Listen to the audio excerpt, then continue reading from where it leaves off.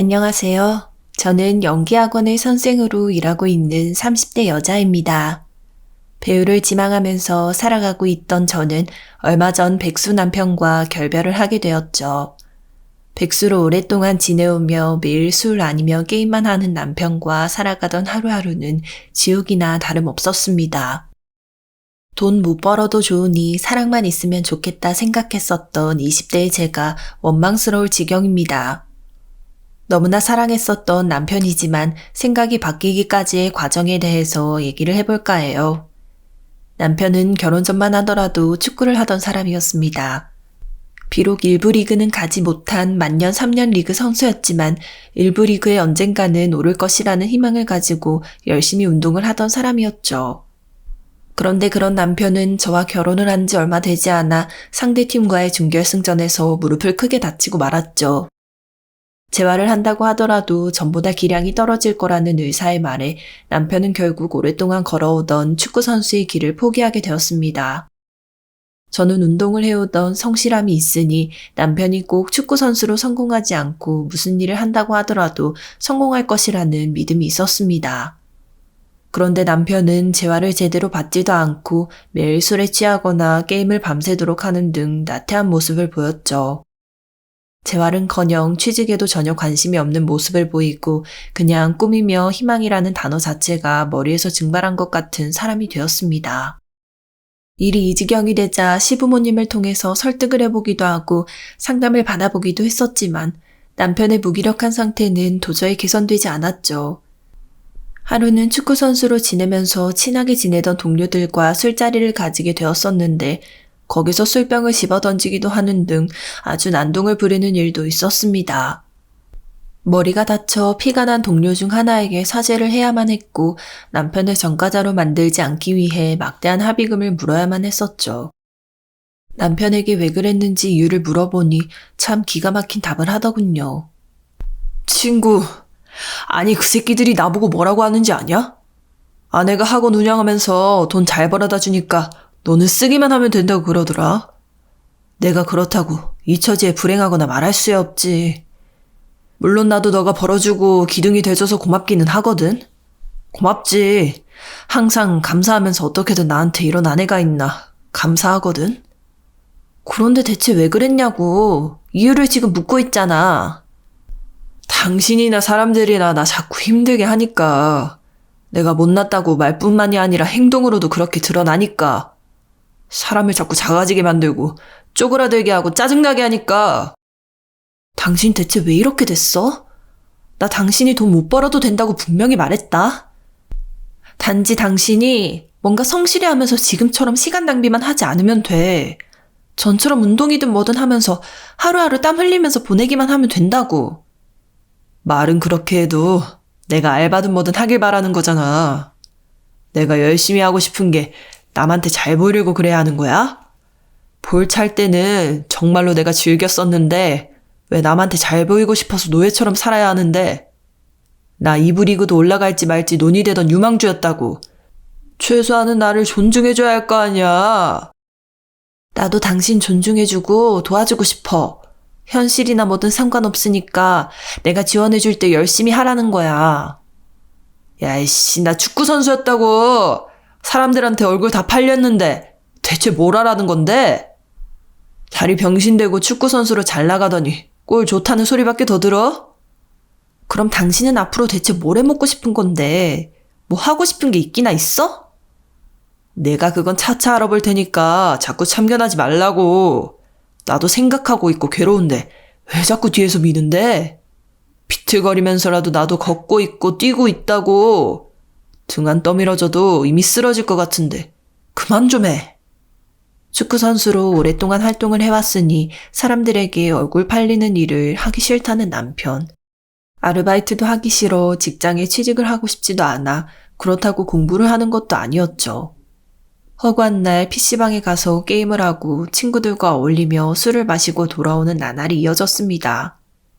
이런 모습만으로도 사실 견디기 충분히 힘든 것이었어요. 엄마와 아빠에게는 이런 문제를 솔직하게 털어놓을 수도 없었죠. 그래, 요즘도 박서방은 일자리 알아보고 있는 중이라고? 요즘 취업난이라고 하잖아. 그이 나름대로 신경은 쓰고 있는데 잘 안 되나 봐. 정 안 되면 네 아빠 식당에서 일하라고 해라. 엄마도 많이 도와줄 테고 아빠도 적잖이 정 있는 사람이라 힘들진 않을 거다. 운동선수 일 오랫동안 해왔으니까 끈기도 있을 거잖니. 그렇긴 한데 따로 준비하는 게 있는 것 같아.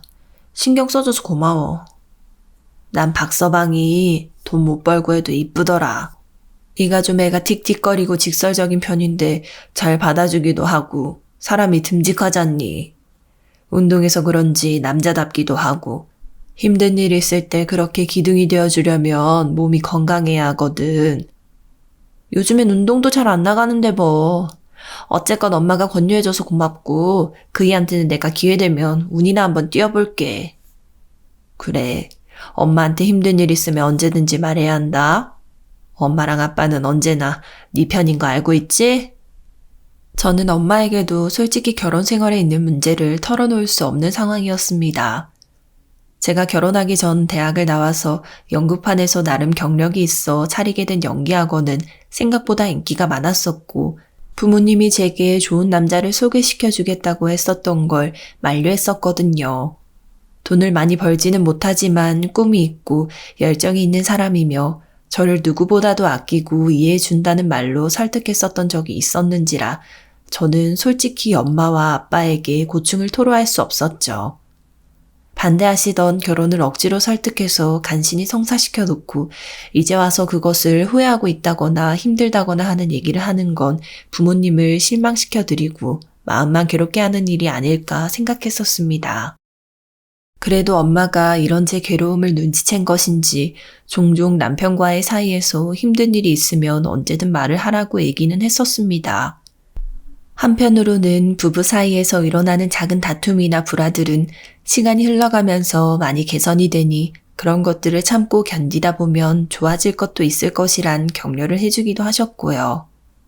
저는 엄마의 말을 믿고 시간이 흘러서 남편이 달라지길 바라봤지만 남편은 어째 날이 갈수록 심각해지기만 하는 사람이었습니다.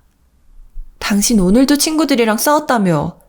왜 가만히 있어도 나가는 돈을 폭행 합의금으로 또 까먹어? 당신 정말 왜 자꾸 요즘 날 실망시켜? 사람 왜 자꾸 힘들게 하냐고. 주성이 그 새끼가 나보고 복받은 놈이라고 하는데 그럼 참아? 직장 상사 때문에 힘들다면서 지 힘든 거 말하는 것처럼 나 매기는 거 참고 있냐고. 그 자식이 백수인 내가 부럽다고 하는데 그걸 내가 가만히 있으면은 등신 취급받는 건데 너는 남편이 등신 호구로 취급받았으면 좋겠냐? 그럼 얘기 나온 김에 하나 물어보자. 당신 그렇게 내 덕에 먹고 사는 거 열등감 가지고 스트레스 받을 거면 대체 왜 일은 알아보지도 않고 있는 건데? 아니면 아직도 축구선수 하고 싶어서 이러는 거야? 아, 몰라. 나도 내 마음을 잘 모르겠다고. 일단 나 지금 술 때문에 어지러우니까 나중에 얘기하자. 나중에. 응? 당신이 힘들다고 하는데 이러니까 납득이 안 가서 그래. 남들은 포기하고 힘든 일 마주하더라도 하루하루 열심히 살아가. 당신 운동선수 했던 사람이잖아. 그런데 왜 이렇게 주저앉아만 있는 건데? 결국 또 돈 얘기잖아, 돈 얘기. 그놈이 돈 얘기. 좀 이제 그만하면 안 되냐? 내가 언제 일을 못하겠다고 한 게 아니라 지금 알아보고 있는 중이라고. 당신이 자존심 강한 거 알고 있으니까 나도 많이 참았어. 그런데 허구한 날 술 마시면서 몸 상하고 사람들 때리고 다니는 걸 언제까지 할 건데? 이렇게는 나도 못 산다고. 제발 좀 정신 차려. 제발 좀. 그래, 씨. 내가 더러워서 돈 벌어오면 될 거 아니야.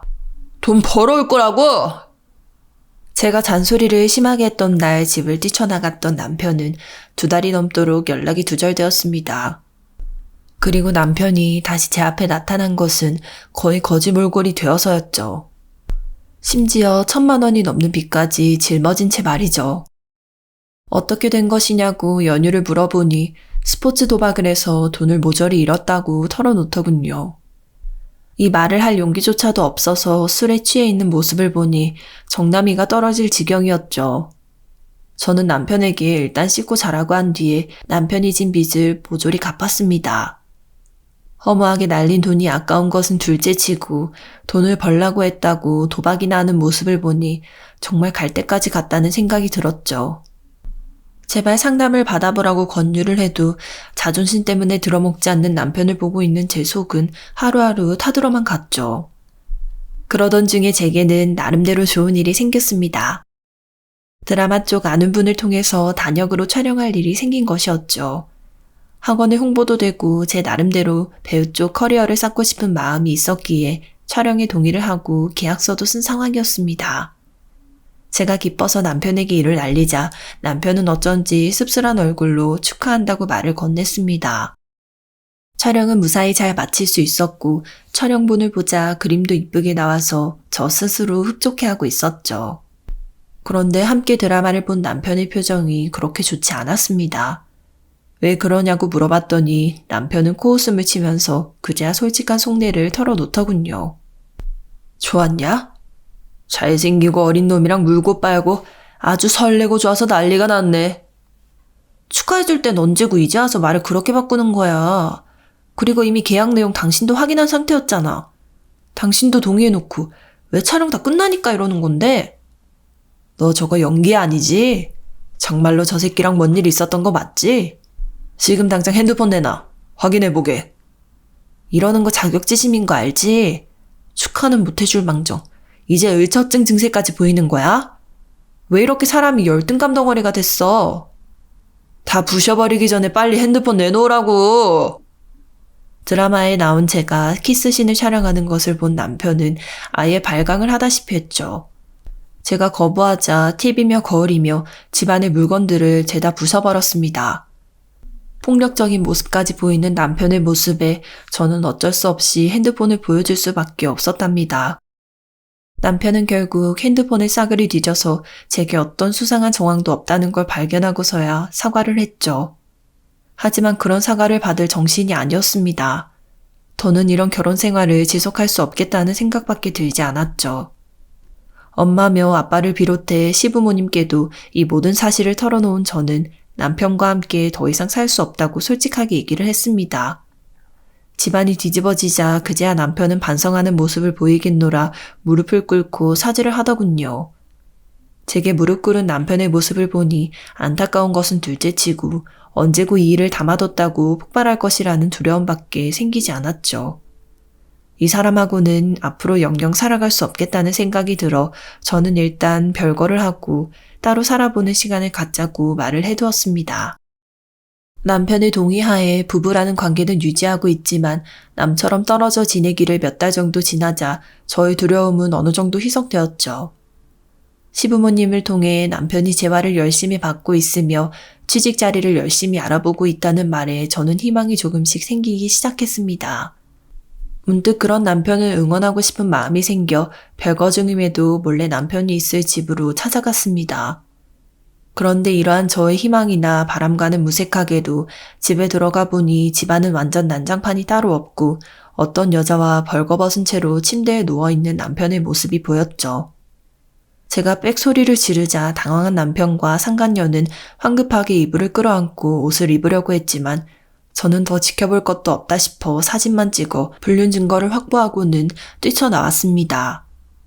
그리고 변호사를 통해서 그간 남편이 제게 저질러왔던 폭언이며 위협적인 모습들, 그리고 불륜의 증거까지도 모조리 정리를 해서 이혼 소송을 진행하기로 했죠. 질리지도 않고 만취해서 친정까지 온 남편은 또 친정까지 찾아와서 무릎을 꿇고 애원을 하더군요. 미안 여보, 나 이때까지 정말 자존심 상한 것 때문에 당신한테 막대해왔어. 상담도 앞으로는 더 열심히 받을 거고 당신한테 실수한 거 만회하기 위해서 앞으로는 정말 열심히 살게. 딱 한 번만 일 눈 감고 용서해주라. 정말 사는 게 너무 힘들어서 미칠 것 같아서 이렇게라도 해야 했어. 나는 당신한테 더 주고 싶어도 줄 기회가 없어. 축구 그만두게 돼서 세상의 모든 비극은 당신만 짊어진 것 같지? 그런 당신 지켜보고 그런 집 멋대로 휘둘러대는 당신을 제일 많이 지켜봐야 했던 나도 지옥이었어. 나도 힘들어서 하루하루가 미칠 것 같았다고. 내가 이렇게 사과하잖아. 제발 용서해달라고. 너 지금 나 버리려고 거짓말하는 거 맞지? 별거에서 나 바람피게 하고 뽀뽀하던 그 자식이랑 다시 잘해보려고 이러는 거 맞잖아. 남편은 제게 달려들어 머리채를 잡고 뺨을 때리려고 하더군요. 하지만 술에 오랫동안 취하고 방탕한 생활을 해온 남편인지 별로 힘도 없었습니다. 그런 남편을 제 손으로 뿌리친 저는 경찰에 신고를 해서 남편을 연행하게 했죠. 그리고 남편이 마지막까지 제게 폭력을 행사하려고 했던 사실까지 엮었고 상간녀까지 묶음으로 해서 이혼을 잘 마무리해 보상 또한 받을 수 있었습니다. 최근까지도 남편은 연기학원에 방문을 해서 무릎을 꿇는다거나 제게 잘못했다면서 연락을 취해오고 있었어요. 그런 남편에게 진절머리가 났었던 저는 경찰에게 신고할 거니까 또 이러면 콩밥 먹을 거라고 엄포를 놓았죠. 제 앞에서 물건을 부수고 폭력을 행사하던 남편은 경찰 얘기가 나오자 알겠다면서 겁을 집어먹고는 그 뒤로는 연락을 하지 않고 있답니다. 인생에서 너무나 사랑했었던 사람이지만 실망스러운 모습을 보여 결국에는 이혼을 하게 된 남편. 그와 함께 지냈었던 시간이 너무 후회되기도 하고 스스로가 한심할 지경이지만 그 고통의 과정을 통해 부모님의 사랑을 깨달았고 더 성숙해지는 시간을 보내게 됐다고 생각하려고요. 그 사람이 현재 어떤 모습을 보이느냐도 중요하지만 문제를 겪고 휘청거릴 때 어떻게 다시 일어나는지가 인간의 진면목을 파악할 수 있는 시점이 아닐까 생각이 들었네요. 앞으로 또 누굴 만나게 될지 모르겠지만 부디 남편처럼 좌절에 쉽게 쓰러지고 주위에 행패를 부리는 사람만은 아니길 바라는 마음입니다. 사랑을 진심으로 믿었고 철없던 시절에 만났었던 남편과 헤어지게 된 사연, 마지막까지 들어주셔서 감사합니다.